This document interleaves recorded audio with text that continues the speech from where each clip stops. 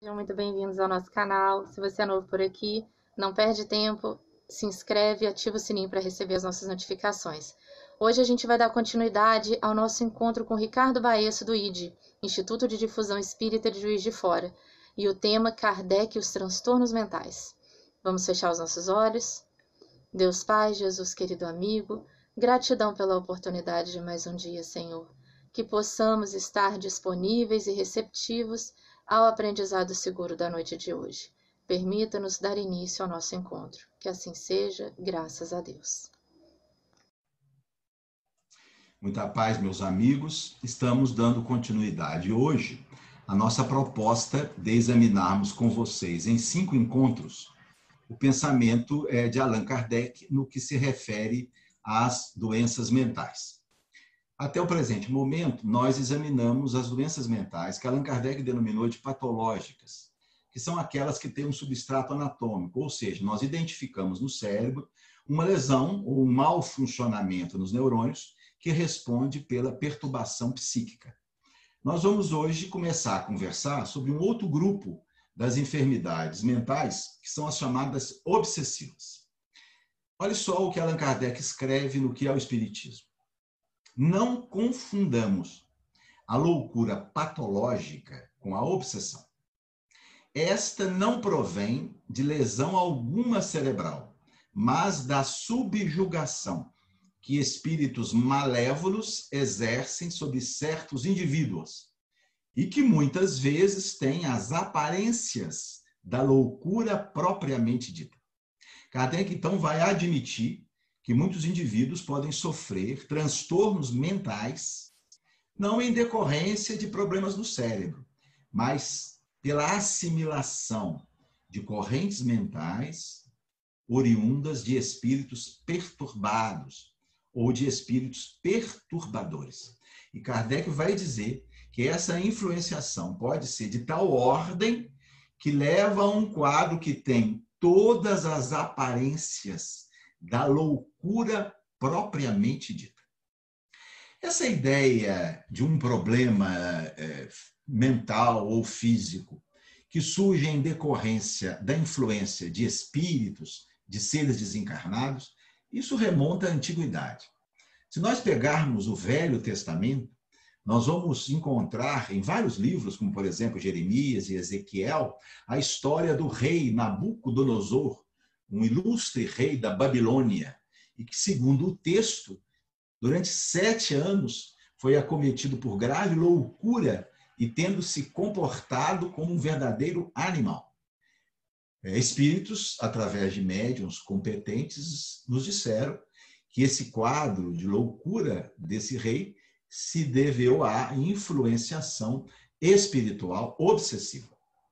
Nós temos aqui no livro de Samuel, quando se reporta a uma influência obsessiva do rei Saul, e que ele só se recuperava ou só se afastava dele, essa influência, mediante a presença de Davi. O texto diz assim: quando Davi tomava a harpa e a tocava com a sua mão, então Saul sentia alívio e se achava melhor, e o espírito mau se retirava dele. No Novo Testamento há inúmeras passagens em que os autores se reportam a espíritos que estavam ocasionando uma série de enfermidades, e muitos desses espíritos foram orientados por Jesus e se afastaram das suas vítimas, que recuperavam a sua condição de rigidez. Essa ideia prevaleceu até a Idade Média, com o conceito das possessões demoníacas. Eram relativamente frequentes indivíduos que eram considerados possessos de Satanás ou de espíritos maus, e que os padres, à época, tentavam afastar esses espíritos através de práticas, de exorcismos. Mas, na verdade, a ideia só começou a ser estudada de uma forma racional com Allan Kardec. Kardec, no contato com os espíritos, encontrou material para trabalhar esse conceito. Ele já o apresentava no Livro dos Espíritos, quando estudou a influência que os espíritos exercem sobre as pessoas. Kardec disse que essa influência poderia ser uma influência maléfica, levando a casos de enfermidades físicas ou enfermidades mentais. No Livro dos Médiuns, Kardec tem um capítulo, o capítulo de número 23, onde ele examina em detalhes as manifestações da obsessão, descrevendo seus sintomas, examinando as suas causas e propondo o seu tratamento. O conceito espírita de depressão é esse que está aqui e que nós extraímos do livro A Gênese. Kardec vai dizer que a obsessão é a ação persistente que um espírito mau exerce sobre um indivíduo. É necessário a gente examinar esse conceito. Primeiro, ação persistente, porque nós somos influenciados negativamente pelos espíritos. Um dia que acordamos de mau humor, uma resposta explosiva, um certo desinteresse pelas coisas, isso pode acometer qualquer um de nós. Mas o que configura a obsessão é a ação persistente, ou seja, é a ação mantida, é a ação continuada do espírito. Espírito mau. Precisamos ter cuidado com esse conceito de espírito mau, porque muitas vezes esses espíritos não são espíritos maus, são espíritos perturbados, são espíritos que ignoram a sua condição, muitas vezes estão prejudicando o indivíduo sem nem saber disso. Espíritos que foram profundamente magoados e humilhados por aquela que agora é a sua vítima. Então, na verdade, são espíritos em sofrimento, espíritos perturbados, e que muitas vezes, consciente ou inconscientemente, transferem para o encarnado muito daquilo que estão sofrendo. E o indivíduo é a sua vítima. Muitas vezes não é um indivíduo, é uma família. Às vezes a obsessão é coletiva, ou às vezes é uma comunidade, como nós examinamos na nossa primeira aula com os processos de Morzine, lá numa região da França. Qual a prevalência da obsessão? Quantos doentes mentais são vítimas de uma influenciação obsessiva? Nós não temos uma resposta definitiva para essa pergunta. Nós temos algumas opiniões, e nós trouxemos 3. Allan Kardec, já à sua época, por volta de 1866, num artigo da Revista Espírita, ele aventou o seguinte parecer, obviamente não baseado em evidências científicas. Foi um parecer, uma opinião do nosso codificador, que é importantíssima, mas que não tem foro de ciência. Kardec vai dizer que nos hospícios de alienados, ou seja, nas clínicas psiquiátricas, mais da metade, na opinião dele, da loucura só tem a aparência, ou seja, na verdade seriam obsediados e não loucos propriamente ditos, já que Kardec considerava a loucura como uma doença física. Então ele vai dizer que ele acreditava que mais da metade daqueles doentes não tinham um problema físico e sofriam em decorrência de uma influenciação espiritual. Dr. Inácio Ferreira, que foi um psiquiatra de Uberaba, teremos oportunidade de examiná-lo no nosso próximo encontro, ele acreditava que 30% a 40% dos casos de loucura recolhidos nos hospícios se deviam à obsessão. Então, seria uma prevalência importante. O Dr. Inácio, durante mais de 40 anos, lidou com doentes psiquiátricos no Sanatório Espírita de Uberaba, que era um hospital espírita. E a sua experiência, então, levou a considerar que de cada 10 doentes lá internados, 3 ou 4 deles estavam lá motivados por influências espirituais. A doutora Edith Fiore, que é uma psicóloga espírita, que escreveu um livro extraordinário chamado Possessão Espiritual, que nós iremos examinar no nosso próximo encontro, ela acreditava que 70% dos seus pacientes, e aqui pacientes de consultório, eram vítimas de uma influência espiritual. Ela chama de possessos. O termo possessão, que na verdade seria uma influência espiritual. Olha o que ela diz no seu livro. Desde que me dei conta desse fenômeno, o fenômeno de que alguns indivíduos poderiam ser influenciados por seres desencarnados, descobri que pelo menos 70% dos meus pacientes eram possessos, eram vítimas de uma influenciação e que era essa influenciação que lhe causava a moléstia.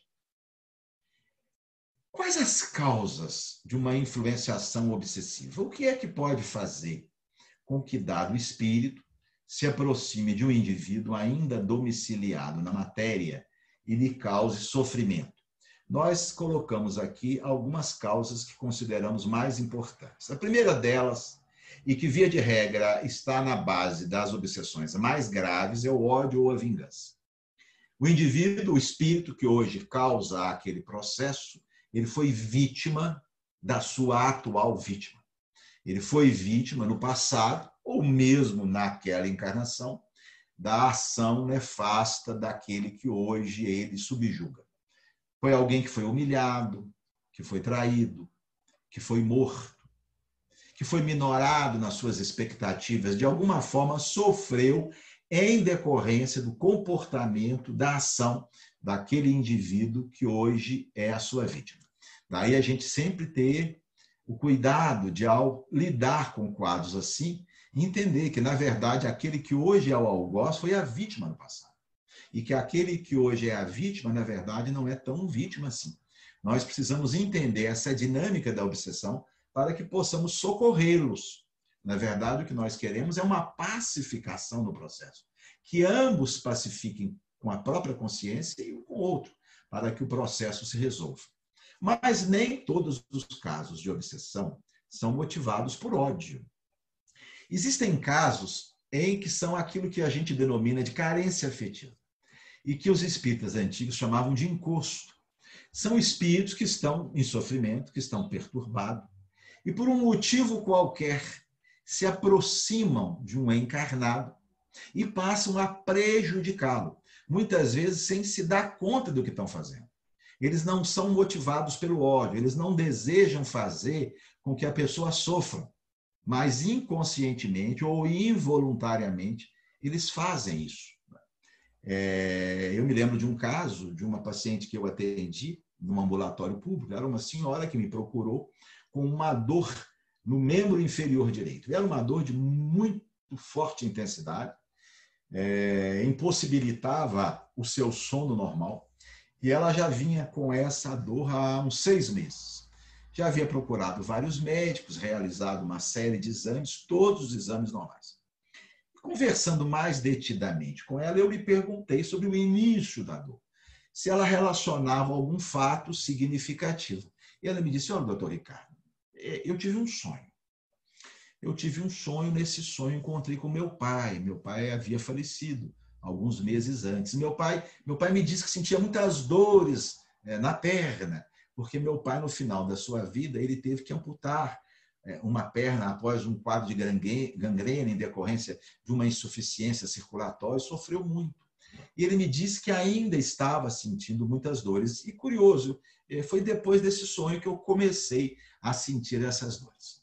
Eu então levantei a hipótese que qualquer espírita levantaria, de que o paizinho talvez estivesse junto dela, transferindo para ela inconscientemente a dor que ele ainda sentia. Eu orientei a ela que procurasse um centro espírita, que começasse a tomar passes, e levei o nome dela e o nome do pai para uma reunião de intercâmbio mediúnico no centro espírita ao qual eu me filio. E realmente, numa reunião de desobsessão, o pai se comunicou, chorando muito, desorientado, não sabia que estava prejudicando a filha. Ele foi devidamente orientado e o quadro de dor desapareceu por completo. Então, é uma obsessão involuntária, muitas vezes inconsciente, e que relata uma situação de um espírito que se sente bem no campo magnético do encarnado, mas acaba prejudicando-o. Tive um outro caso também que eu acompanhei, de uma senhora, até mesmo espírita, médium, e que vem a desencarnar. Dias depois, a sua filha mais velha entra num quadro de gravíssima depressão. Medicada, com psicoterapeuta, nada a melhorava. E alguns amigos disseram: olha, sua mãe era espírita, procure o centro, peça uma ajuda. E nós, então, no centro, resolvemos fazer uma reunião em benefício dela. Ela esteve presente.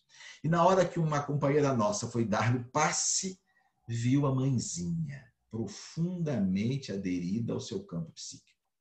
E era a influência da presença da mãe, que sabia que havia desencarnado, mas não conseguia se afastar da filha que estava ali causando aquele quadro. A mãe foi devidamente esclarecida, orientada, se afastou da jovem e, em decorrência disso, o quadro depressivo desapareceu.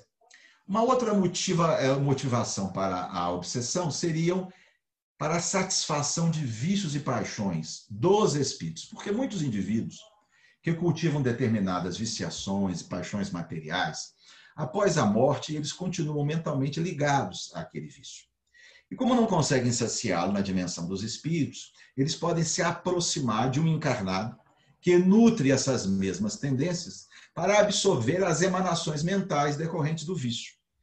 Alguns autores chamam de vampirismo, é como se ele vampirizasse, ele absorvesse as emanações psíquicas do indivíduo. Então, um tabagista, por exemplo, um glutão, um alcoólatra, um indivíduo viciado em sexo, espíritos de mesma condição podem se ligar a eles, agravando o processo. É claro que espírito não cria vício em ninguém, mas o espírito pode agravar um vício pré-existente. E, finalmente, uma outra causa de obsessão, que Allan Kardec chamou de orgulho do falso saber. Nós vamos ver na nossa próxima aula que essa causa de obsessão dá origem à fascinação, que é um tipo de obsessão em que o indivíduo não sofre, a vítima não sofre. Na verdade, o espírito não quer fazer com que ele sofra. O espírito quer se utilizar dele para escrever, para publicar livros, para divulgar sistemas pessoais. São espíritos falsos sábios, né? Que julgam saber mais do que na verdade sabem e que se valem daquele indivíduo, geralmente um médium, para se manifestar entre os homens. E é um tipo de obsessão de difícil tratamento que nós teremos possibilidade de examinar oportunamente. Como se dá essa influenciação? De que forma um ser de uma outra dimensão pode agir sobre um ser de uma dimensão física, lhe prejudicando? No livro Obras Póstumas, Kardec vai dizer o seguinte: quando um espírito quer atuar sobre um indivíduo, envolve-o, por assim dizer, no seu perispírito, como se for um manto, interpenetrando-se os fluidos, os pensamentos e as vontades dos dois se confundem. E o espírito, então, se serve do corpo do indivíduo como se fosse seu. Essa influência, então, ela se dá a nível mental. Kardec vai dizer ali, ele envolve o indivíduo, os seus pensamentos e as suas vontades são transferidas para a vítima e, ao mesmo tempo, também através dos seus fluidos, né? Envolvendo o indivíduo como se fosse um manto. E, a partir dessa interação fluídica, ele pode acabar prejudicando o indivíduo. Então, didaticamente, a partir desse conceito de Allan Kardec, a gente pode especificar essa influenciação através de dois níveis. Primeiro, uma constrição mental. O espírito começa a introduzir no campo mental do encarnado uma onda mental intrusa, que é o seu pensamento, que ele passa a exteriorizar. Se é uma obsessão, por exemplo, motivada pelo ódio, ele pode fazer com que o indivíduo se envolva em certas situações. Digamos, por exemplo, que ele quer fazer com que o indivíduo se mate. E ele, então, começa com ideias autodepreciativas. Quem é você? Você é um fracassado na vida, nada conseguiu, ninguém lhe ama. A princípio, o indivíduo passa a assimilar aquelas ideias e ele pode refutá-las. Ele pode recusar essas ideias, impedindo que o processo obsessivo se instale. Mas se o encarnado se acomoda, assimila aquelas ideias e passa a alimentá-las, o processo vai só se agravando. Realmente eu sou infeliz, realmente eu nada consegui na vida, realmente ninguém gosta de mim. O quadro, então, vai se agravando de tal forma que, de simples hóspede da casa mental do encarnado, o espírito se transforma em um gerente. Domina-o de forma completa, levando até mesmo a um quadro de loucura. Às vezes, essa influenciação pode se dar à distância. Quando a ligação é muito profunda, nem é necessária a presença do obsessor junto do encarnado.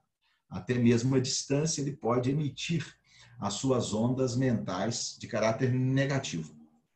E nós sabemos do uso de certos aparelhos especiais, construídos por espíritos vinculados ao mal, e que agravam e que mantêm esses quadros obsessivos. A literatura mediúnica é escassa em informações nesses aparelhos. Temos alguma coisa nesse sentido, Mas muitos trabalhadores espíritas que lidam com obsessão há muitos anos têm, na sua experiência, casos, né? O meu avô, por exemplo, contava um caso de um filho seu, na época que tinha menos de 1 ano de idade, e que foi acometido de uma tuberculose pulmonar seríssima. Mas mesmo medicado com os recursos à época, o quadro ia se agravando a tal ponto que os médicos já desenganaram a família. Meu avô, que morava na cidade de Astolfo Dutra, vindo a Juiz de Fora, num encontro de maçonaria, conta a um amigo espírita daqui a sua situação, e o amigo resolve interceder por ele e o convida para uma reunião de intercâmbio mediúnico, junto a médiuns especiais, médiuns bem desenvolvidos. E durante essa reunião, um dos médiuns vê que foi colocado uma espécie de aparelho no berço do bebê. E esse aparelho emitia vibrações profundamente doentias e que enfraquecia o pulmãozinho da criança e não permitia que os antibióticos agissem. Os bons espíritos conseguiram, então, nessa reunião, retirar aquele aparelho, um aparelho, obviamente, da dimensão espiritual, e a criança se recuperou e está viva até hoje. É um trabalhador espírita radicado na cidade de Londrina. Mas, além da constrição mental, nós temos o envolvimento fluídico, onde o obsessor vai transferir para o encarnado as suas energias ruins. Isso vai levar a um enfraquecimento, vai levar a uma perda de apetite, a infecções recorrentes, a uma própria fragilidade orgânica que pode levar a outros problemas, até mesmo problemas físicos. Continuaremos examinando as obsessões no nosso próximo encontro. Até lá. Olá, meus amigos. Estamos dando continuidade à nossa breve reflexão em 5 encontros sobre o tema Allan Kardec e os transtornos mentais. Começamos no nosso encontro anterior a examinar com vocês questões relacionadas aos transtornos obsessivos, ou seja, aquelas doenças mentais que estão relacionadas à influência de seres desencarnados. Nós tivemos a oportunidade de definir obsessão, segundo Allan Kardec, como a ação persistente que um espírito mau exerce sobre um indivíduo. Examinamos suas causas, o mecanismo de ação dos espíritos. Hoje nós vamos conversar sobre as manifestações. Quais os sinais e sintomas que nós podemos identificar em uma pessoa que está sofrendo uma ação persistente, nefasta, de uma entidade perturbada, de um espírito que não está bem. Consequentemente, transfere para o indivíduo a sua condição de perturbação, de mal-estar, etc. Nós vamos ver que essas manifestações são muito diferentes, desde pequenos incômodos até quadros de loucura completa. Allan Kardec, ele não teve muito contato com o tratamento da obsessão, mesmo porque a experiência de Allan Kardec com a prática mediúnica foi de menos de 15 anos. E o interesse do codificador não era tratar as obsessões, era construir elementos para a corporificação da doutrina espírita. Mas ele chegou a ter algumas experiências e aventou algumas possibilidades. No livro O que é o Espiritismo, Kardec vai citar algumas condições que podem estar relacionadas à influenciação espiritual. Por exemplo, impressões desagradáveis, movimentos desordenados, atos insensatos.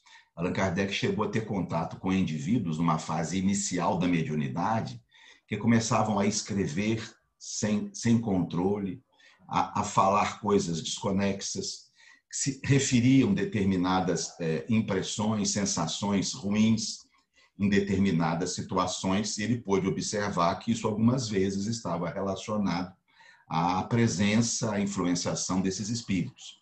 Enfermidades misteriosas que escapam às investigações da medicina.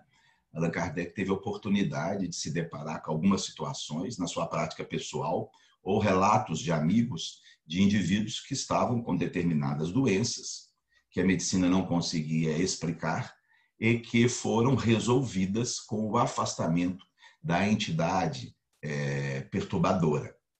e quadros de aparência de loucura propriamente dita, como aqueles da comuna de Morzine, conforme nós relatamos no nosso primeiro encontro. Kardec teve a oportunidade, no Livro dos Médiuns, no capítulo 23, de apresentar uma classificação didática dos diferentes tipos de obsessão. A preocupação maior de Allan Kardec com essa classificação era com aqueles indivíduos médiuns iniciantes. Era a obsessão na reunião mediúnica. E essa classificação ela se importa mais com esse tipo de dinâmica. Segundo Kardec, as obsessões poderiam ser classificadas em simples subjugação ou fascinação. A obsessão simples seriam os casos mais leves de influenciação espiritual. O espírito causa mais um incômodo, uma sensação desagradável, mas não chega a ser uma influenciação tão grave que retire o indivíduo do senso da realidade. A subjugação, que Allan Kardec também chamou de possessão, embora esse termo ele evitasse usar para evitar confusão com a tradição do passado, mas quando usa, às vezes, ele se refere à própria subjugação. Já seria uma obsessão mais grave, em que o espírito toma conta da casa mental do indivíduo e pode se manifestar por casos de loucura. E, finalmente, a fascinação, que Allan Kardec dizia que era o único tipo de obsessão que não causava sofrimento à vítima, porque o espírito não queria fazer com que ele sofresse, não há vínculo de ódio. O que o espírito queria é manifestar-se aos humanos, demonstrar seu conhecimento, apresentar suas teorias. Então, o que o obsessor faz, nesse caso, na fascinação, é criar uma ilusão na cabeça do médium. O médium não se considera enganado e passa a acreditar que tudo aquilo que ele recebe através do espírito é verdadeiro, é real. E ele, então, ele é enganado, iludido a respeito disso. Depois de Allan Kardec, nós tivemos alguns pesquisadores que desenvolveram uma notável experiência no tratamento da mediunidade. Nós trouxemos para compartilhar com vocês 3 desses pesquisadores.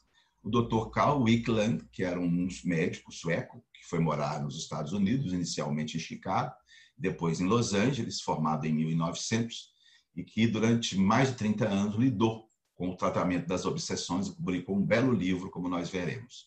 Edith Fiore, uma psicóloga norte-americana, que tratava a obsessão no seu consultório, nas sessões de psicoterapia.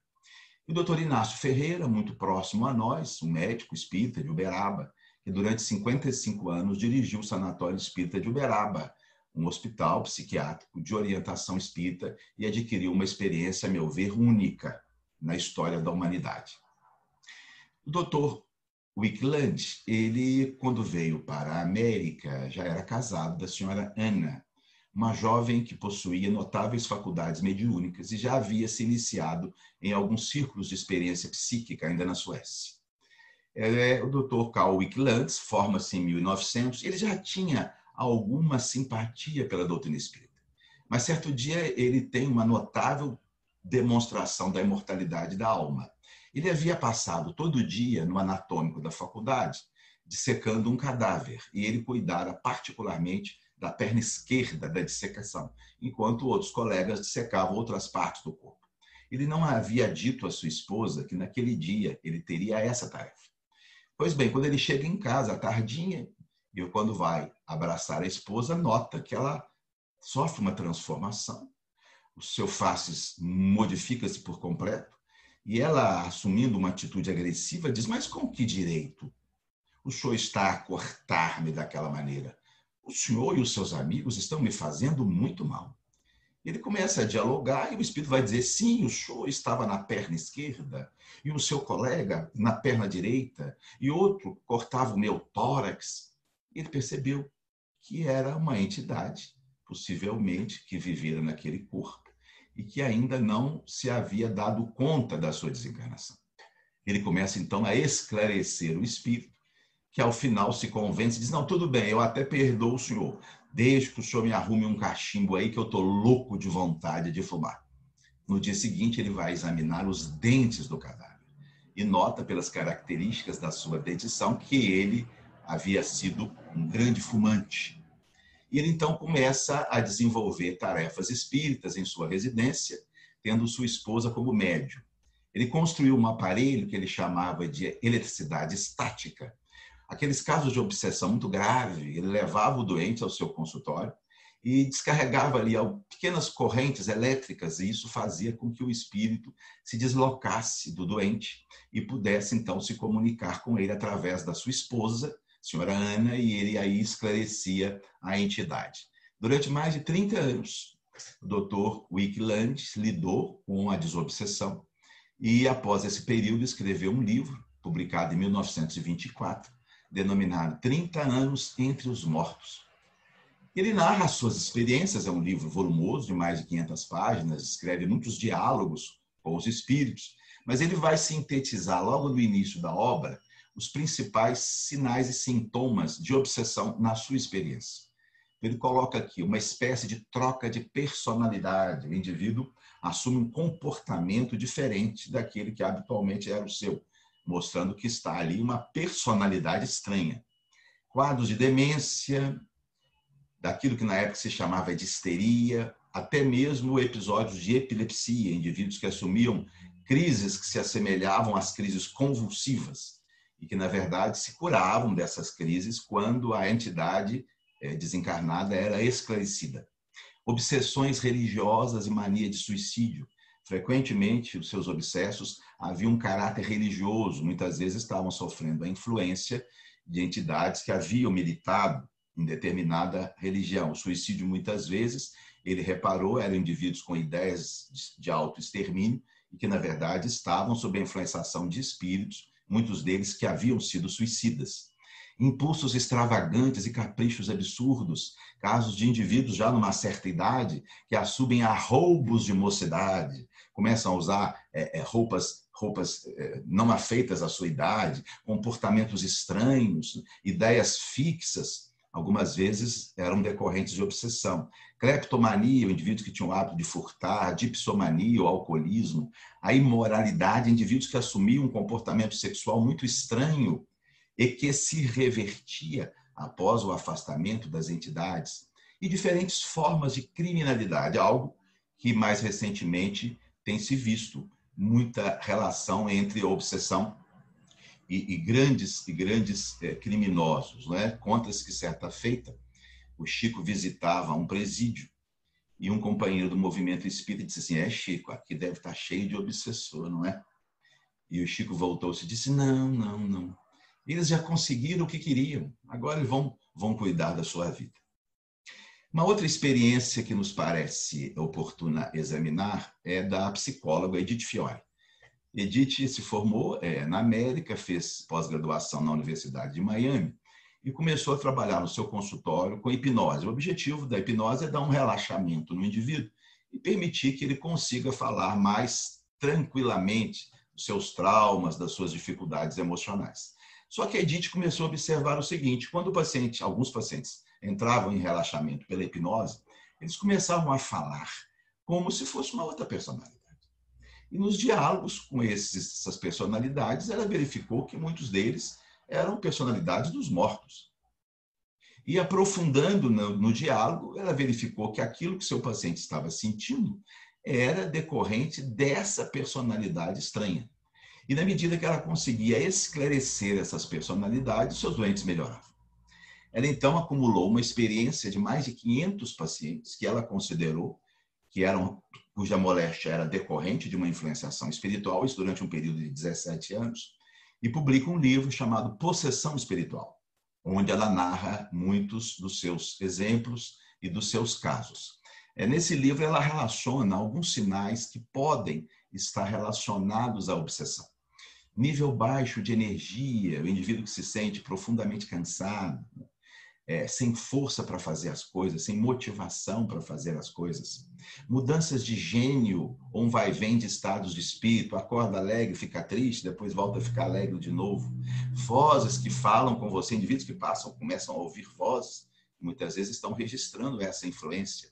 Abuso de drogas, incluindo álcool, ela nota que grande parte dos dependentes químicos sofre uma influência obsessiva, que não é a causa do vício, mas que agrava o vício.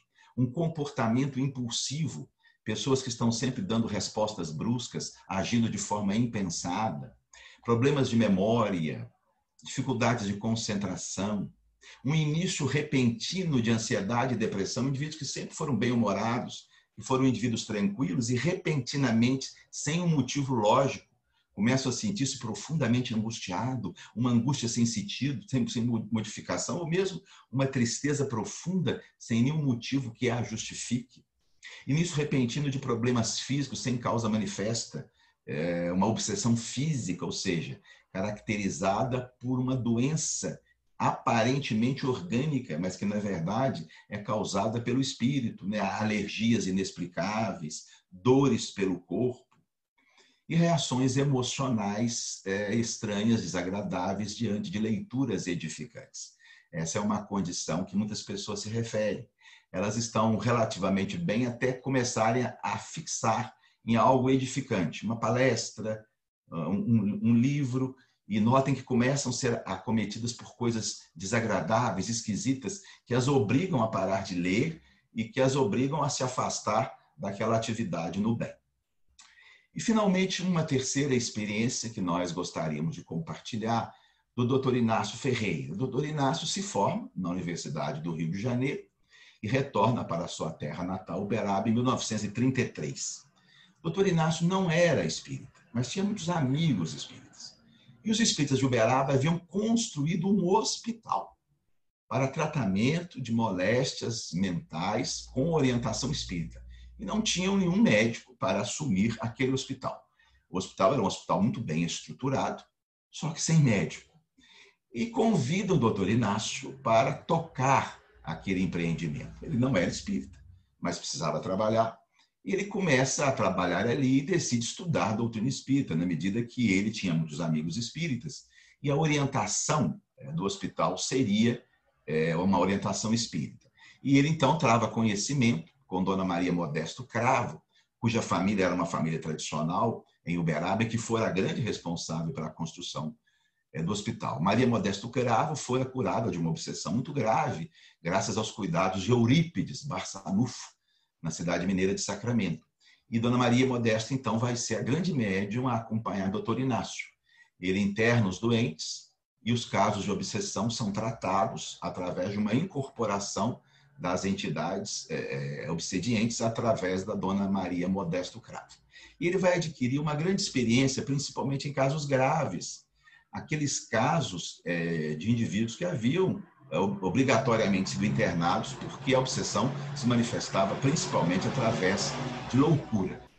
Então, esse caso, por exemplo, era um rapaz de 21 anos, era lavrador em Goiás, que viera se internar em Uberaba, porque ele fora acometido há alguns meses de um quadro muito estranho. Esse quadro, ele alternava um período de profunda agitação, onde ele referia dores, principalmente dores abdominais. E, passada essa crise, ele mergulhava num quadro de sonolência e ficava horas e dias apagado, dormindo profundamente. Saía do quadro de sonolência e voltava ao quadro de agitação, referindo muitas dores. A entidade obsessiva foi doutrinada através de Dona Maria Modesto Cravo. Era um espírito que morrera após muitos meses de uma úlcera gástrica que lhe causava muitas dores. E, para se aliviar dessas dores, ele se viciara em narcóticos, em opioides derivados da morfina. E era esse espírito que estava transferindo para o jovem sensações, ora de dor profunda, em decorrente da úlcera, ora da manifestação dos opioides, que fazia com que ele entrasse num quadro de profunda sonolência. Essa senhora é um caso muito curioso. Ela foi internada por delírios relacionados ao ciúme.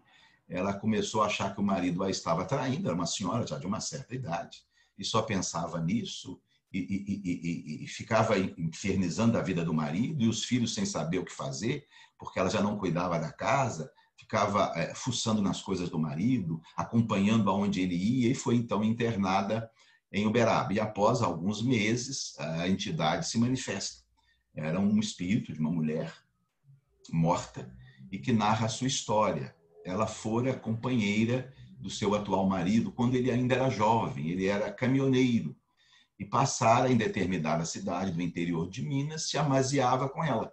Mas depois a abandonou, foi embora e nunca mais deu notícia. E ela havia se engravidado dele, sem condição de cuidar do filho, ela acaba dando fim da vida através do suicídio. e reencontra o casado muitos anos depois. Não consegue atingi-lo, possivelmente porque ele não tinha uma faculdade de medicina ostensiva, mas consegue atingir a sua esposa, desencadeando esse quadro patológico de ciúme. Esse outro caso de uma mocinha de 16 anos que repentinamente assume ideias fixas religiosas, só quer saber de rezar, abandona a escola, fica o dia inteiro ajoelhada com uma Bíblia, ela é levada então para o sanatório, o doutor Inácio começa o tratamento e vai se manifestar através de Maria Modesta do Cravo, um espírito que fora um padre e um espírito que fora uma irmã de caridade. Os dois conviveram com ela numa encarnação anterior. Ela fora realmente irmã de caridade, mas tivera relações libidinosas com uma outra irmã e esse padre. E ela já reencarnara, mas com a aproximação daquelas entidades que ainda estavam na dimensão espiritual, ela passou a vivenciar uma religiosidade patológica, doentia, que a vinculava ao passado, aquelas relações tão desagradáveis e inoportunas na sua vida. E, finalmente, um caso de uma tuberculose, um rapaz lavrador da região de Uberaba, que contraiu uma tuberculose muito grave e que estava caminhando para a morte, porque nada conseguia melhorar a sua situação. Ele foi internado e manifestou-se uma entidade, um espírito, que havia morrido de tuberculose, não sabia que estava prejudicando o rapaz, portanto, era uma obsessão inconsciente, e esse espírito foi esclarecido, foi afastado do cidadão, e ele, então, recebeu alta completamente curado. Quando nós examinamos essas manifestações da obsessão, naturalmente nós pensamos assim, mas que elementos nós temos para diferenciar uma doença mental obsessiva daquela patológica? Porque nós examinamos muitos desses sintomas que nós relatamos hoje, foram relatados quando nós conversamos sobre depressão, esquizofrenia, diferentes enfermidades. Que elementos nós temos para diferenciar que em dado indivíduo os seus sintomas sejam decorrentes da influência de um espírito, ou seja uma lesão física, ou seja uma alteração no funcionamento do cérebro? É claro que as doenças mentais de natureza orgânica, elas serão diagnosticadas por médicos especializados através de exames.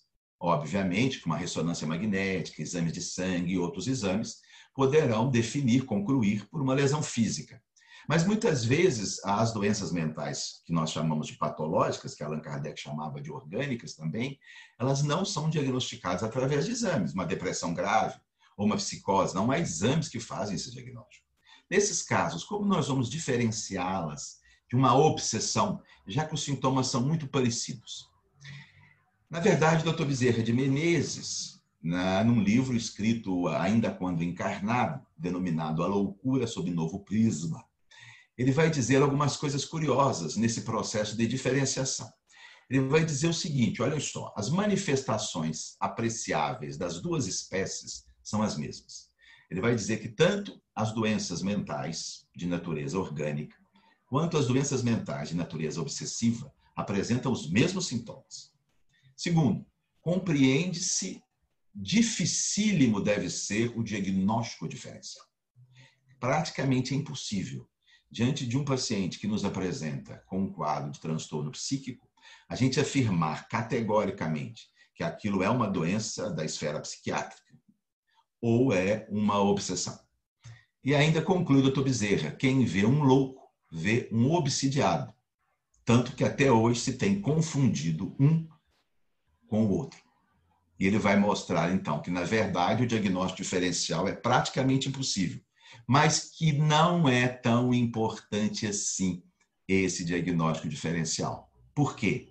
E ele vai dizer, nós vamos oferecer a ambos os doentes os diferentes recursos que nós possuímos. No nosso próximo encontro, iremos concluir essas nossas reflexões examinando a nossa conduta, o que a doutrina espírita tem a oferecer na solução dessa condição tão frequente e tão grave. Até lá.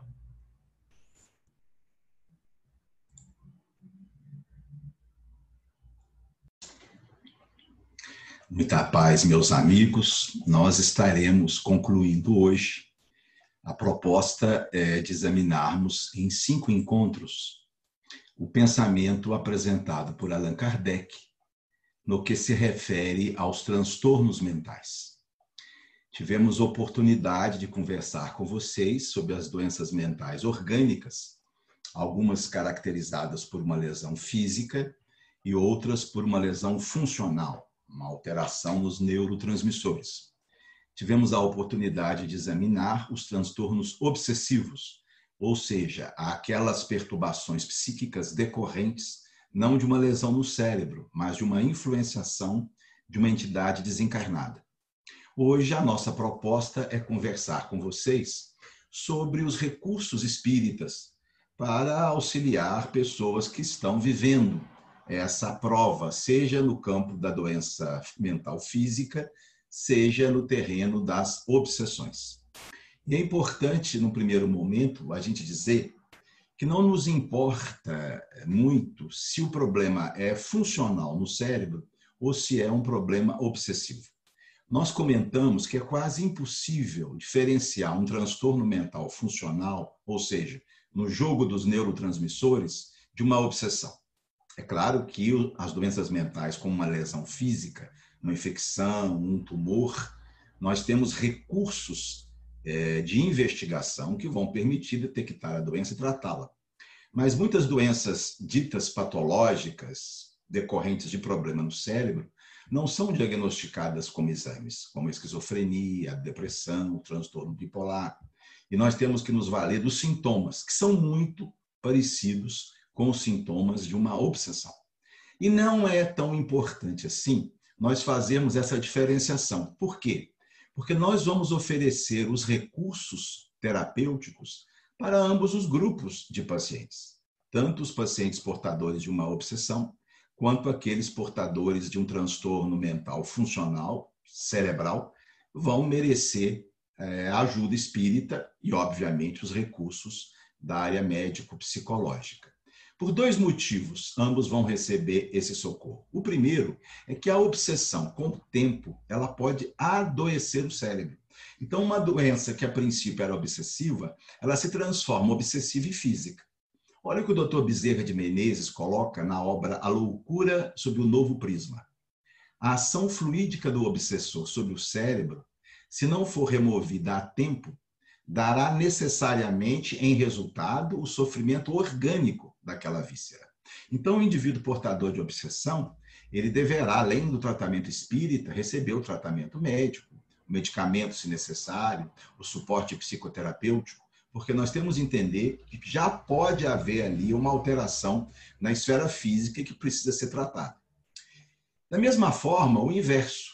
As enfermidades físicas predispõem à obsessão. Olha o que o Dr. Carl Wickland, com a sua longa experiência, coloca. Os desarranjos físicos preparam o terreno para a obsessão, porque ao diminuir as forças vitais, diminui nosso poder de resistência às obsessões. E resulta mais fácil para os espíritos intrusos o acesso. Então, mesmo o indivíduo que tem uma doença essencialmente física, essa doença predispõe à aproximação de espíritos perturbadores que podem agravar a doença. Então, nós vamos tratá-lo também como se estivesse acompanhado de espíritos indesejáveis. Essa abordagem, esses recursos que nós podemos oferecer, didaticamente, podem ser divididos em dois grupos. Os recursos médico-psicológicos e uma abordagem espírita. A respeito, inicialmente, dos recursos médicos psicológicos, nós vamos ver a sapiência de Allan Kardec, já à sua época, alertando para isso.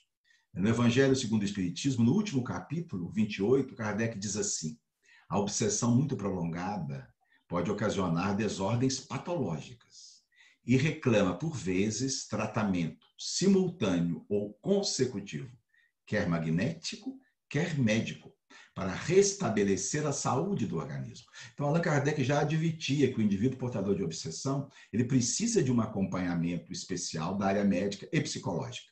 Kardec não usa aqui a palavra psicologia por um motivo muito simples. A psicologia não existia como ciência aplicada aos recursos terapêuticos. A psicologia vai surgir no finalzinho do século XIX, principalmente durante o século XX. Kardec, então, fala dos recursos que existiam à época.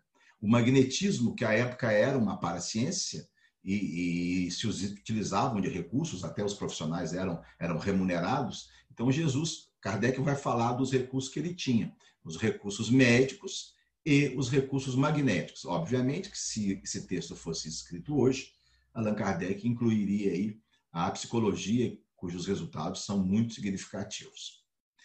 No que se refere aos medicamentos, a gente sabe que a obsessão vai reclamar um tratamento médico e, obviamente, a doença cerebral funcional precisa de uma química que reorganize a química.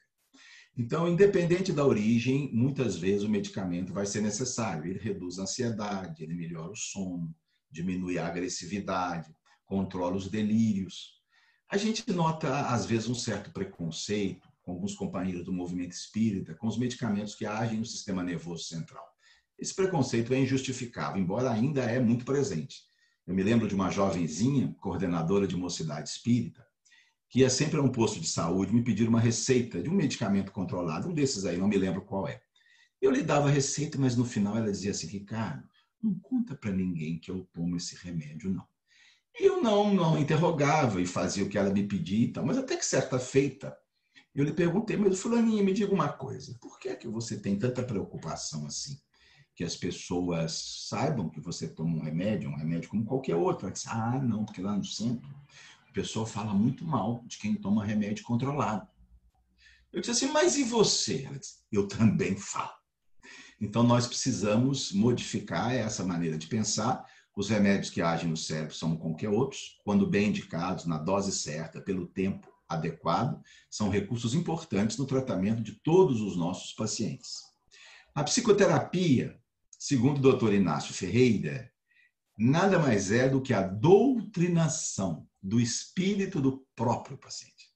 Nós, espíritos, recomendamos a psicoterapia para o tratamento de todas as desordens mentais, sejam as desordens neurológicas, funcionais, como a depressão e outras, e também a obsessão. O psicólogo vai ajudar o nosso paciente a reorganizar as suas ideias. E, em consequência disso, vai elevar o seu padrão de pensamento, ajudando-o a fugir da ação do obsessor. Comentamos oportunamente sobre a doutora Edith Fiore e o seu trabalho, narrado no livro Possessão Espiritual, mais de 500 pacientes tratados da obsessão no consultório, né?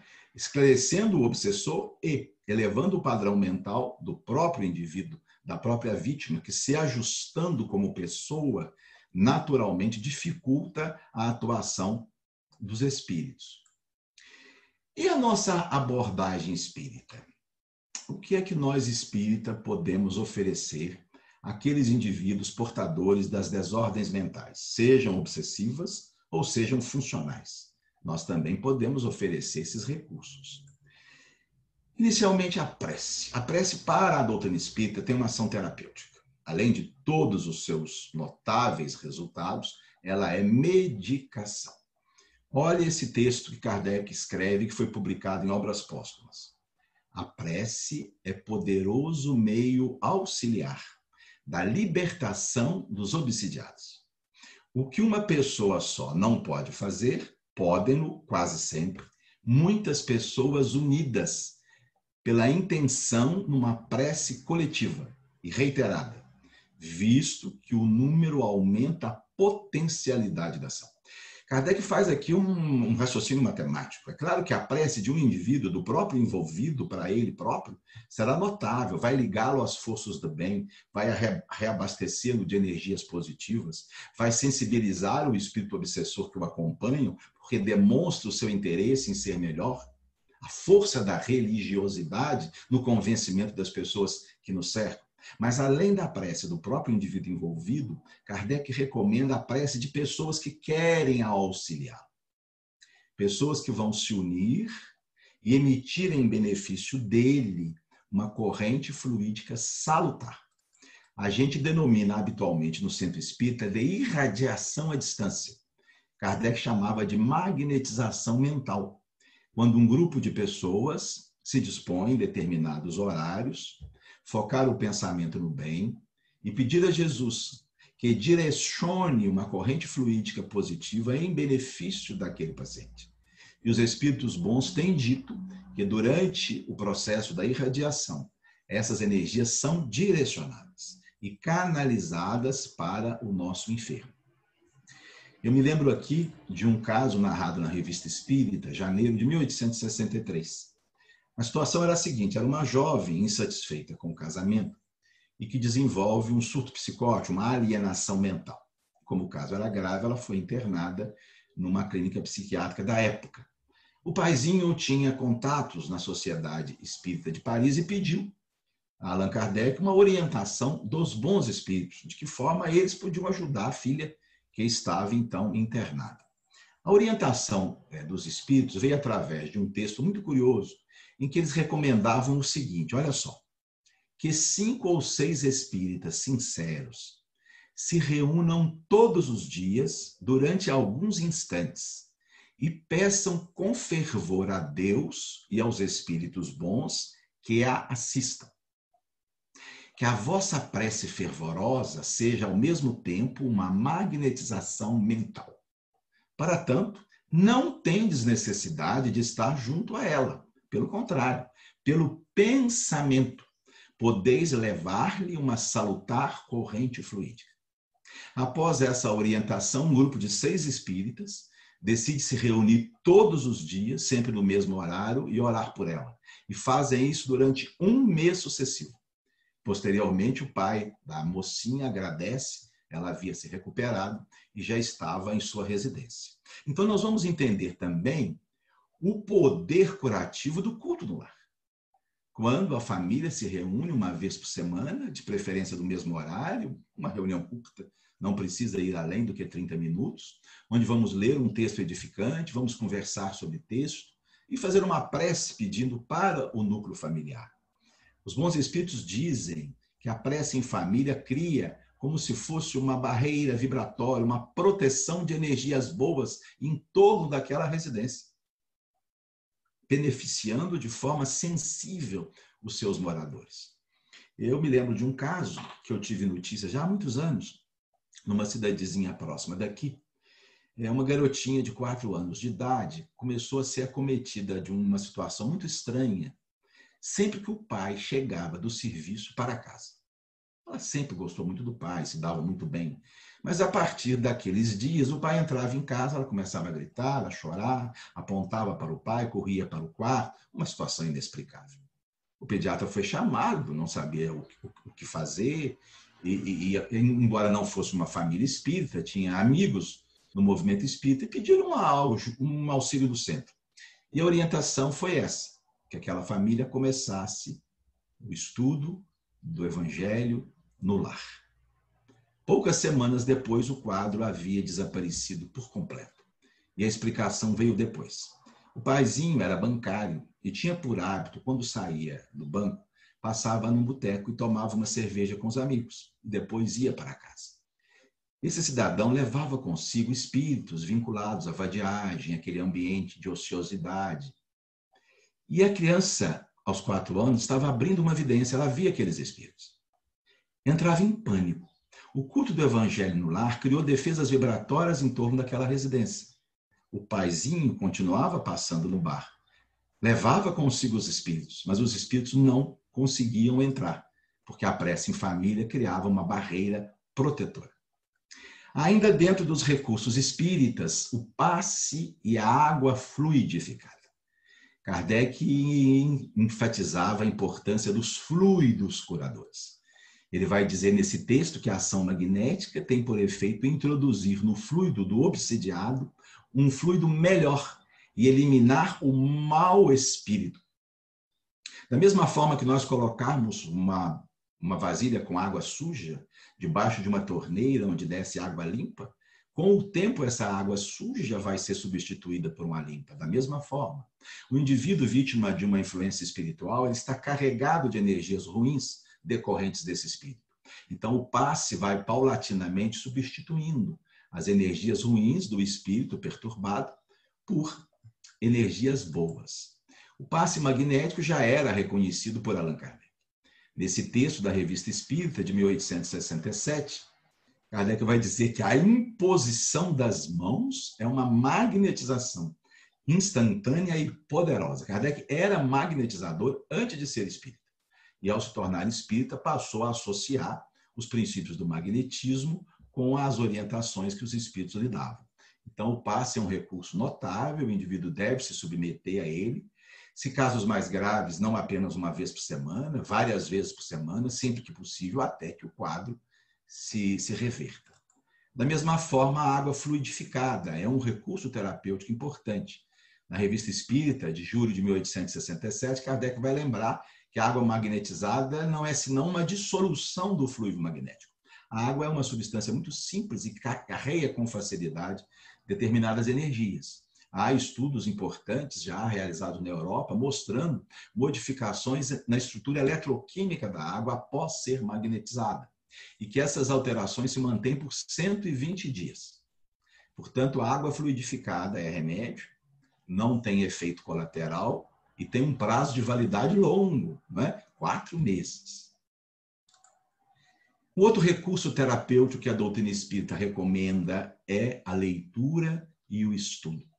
Essa leitura pode e deve ser feita pelo indivíduo individualmente e, sempre que possível, unir-se a um grupo sério, perseverante, de estudo da doutrina espírita. O estudo em grupo tem ainda a vantagem de fazer com que o indivíduo se identifique com outras pessoas que igualmente estão procurando o bem, procurando uma vida elevada. Além do que, retira-o da sua casa e leva a se mobilizar no sentido de romper com aquela situação estática de inércia. Então, o estudo é essencial. Olha só o que Allan Kardec fala nesse texto da Revista Espírita. A ignorância, a fraqueza das faculdades, a ausência de cultura intelectual naturalmente faculta aos obsessores maior influência. Kardec mostrando que o conhecimento é preservativo das enfermidades mentais. A mente precisa ser oxigenada, desenvolvida, e os conteúdos mentais da leitura são recursos notáveis nesse particular. Ler é uma forma de estratégia da mente para promover as mudanças que são necessárias e ligar o indivíduo às forças do bem. Algumas pessoas que se iniciam no estudo da doutrina espírita ou na leitura se referem de um sono. Um sono, às vezes, patológico, que dificulta a fixação das ideias ou mesmo a concentração. Esse sono pode ter 2 motivações. Primeiro, a falta de hábito. O indivíduo não está acostumado a concentrar em coisas boas, não é? Em coisas ruins a gente concentra bem, não é? Uma novela de 90 minutos a gente assiste e não perde um minuto, né? Uma partida de futebol, 1h30, a gente está sempre concentrado, mas concentrar em coisa boa a gente tem dificuldade. Então, às vezes, é falta de hábito, é necessário perseverar. E um segundo motivo para o sono pode ser a influência dos espíritos que não querem a nossa recuperação. Então, a gente começa a ler, eles fabricam uns fluidos soníferos, uns fluidos assim de Rivotril, né? E vem aquele soninho. E isso pode ser superado com a persistência. Ler trechos menores, ler em voz alta, ler um parágrafo e escrever alguma coisa, participar dos grupos de estudos, tem sono, se levanta, vai ao banheiro, toma uma água, volta, mas não permitir que o sono vença a nossa vontade de superação pessoal. Um outro aspecto que Allan Kardec chama a atenção e que é importante no tratamento das obsessões é o esclarecimento das entidades envolvidas. Os centros espíritas possuem reuniões de intercâmbio mediúnico, onde esses espíritos podem ser levados para serem esclarecidos pelos dirigentes do grupo. No livro que é o Espiritismo, Kardec vai dizer que o Espiritismo pode dar os meios de combater a obsessão, fazendo a educação moral do espírito obsessor.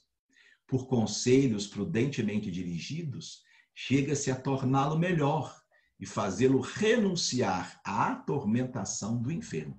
Então, sempre que possível, devemos solicitar a um grupo espírita que peça em benefício do nosso paciente.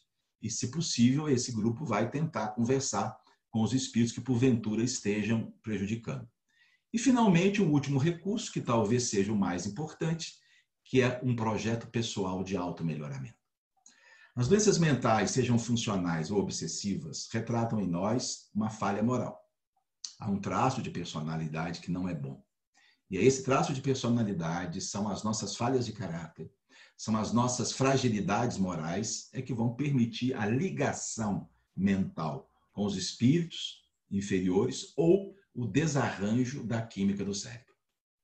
Em última instância, o tratamento dos transtornos mentais passa por uma revisão de conceitos do próprio indivíduo, rever a sua vida, as suas escolhas, o seu comportamento perante o outro. Na medida que ele se melhora como pessoa, que ele avança espiritualmente, que ele passa a expandir as suas virtudes e inibir as suas imperfeições, paulatinamente ele vai construindo uma personalidade mais bela, mais nobre, mais saudável, mais próxima dos valores eternos. Um imenso abraço a todos.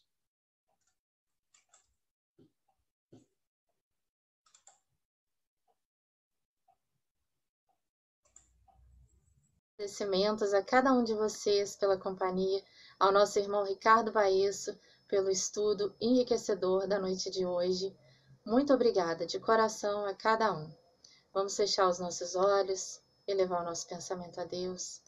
Deus Pai, Jesus querido amigo, aos amigos espirituais, gratidão por tanto aprendizado, por tantas oportunidades que nós temos e graças a Deus temos aproveitado até aqui.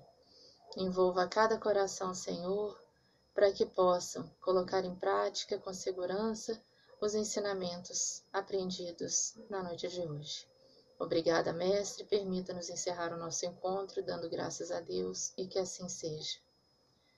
Obrigada de coração mais uma vez. Se você gostou, curte, compartilhe com seus amigos e até a próxima, se Deus quiser.